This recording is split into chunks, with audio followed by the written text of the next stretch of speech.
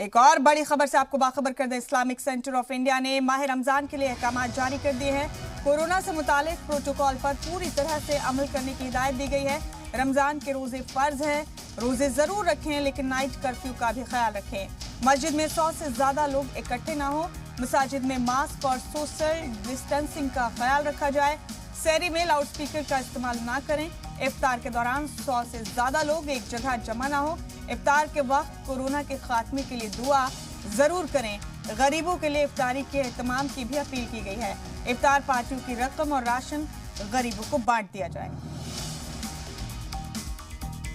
हज़रात से गुजारिश है कि जो कि कोविड-19 के केसेस बढ़ रहे हैं, तो रमज़ान मुबारक में भी कोविड-19 के प्रोटोकॉल का पूरा पास और लिहाज रखा जाए।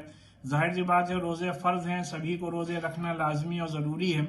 और उसी के साथ साथ जो कि कई शहरों में नाइट कर्फ्यू शुरू हो गया है, इस वजह से तरावी में इस बात का ख्याल रखना ज़रूरी है कि ईशा की नमाज अव्वल वक्त में करके फ़ौरन ही तरावी की जमात शुरू कर दी जाए और किसी भी मस्जिद में 1.5 पारे से ज़्यादा ना पढ़ा जाए, जिससे कि 9 बजे तक सब लोग अपने घरों में चले जाएं और एक वक्त में किसी भी मस्जिद में 100 से ज़्यादा लोग जमा ना हों।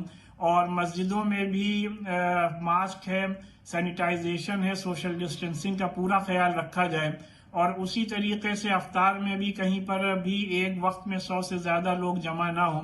और इस बात का भी ख्याल रखना ज़रूरी है कि सहरी में लाउड स्पीकर का हरगिज़ इस्तेमाल ना हो, सहरी में म्यूजिक, सहरी में शोर और गुल बिल्कुल ना हो।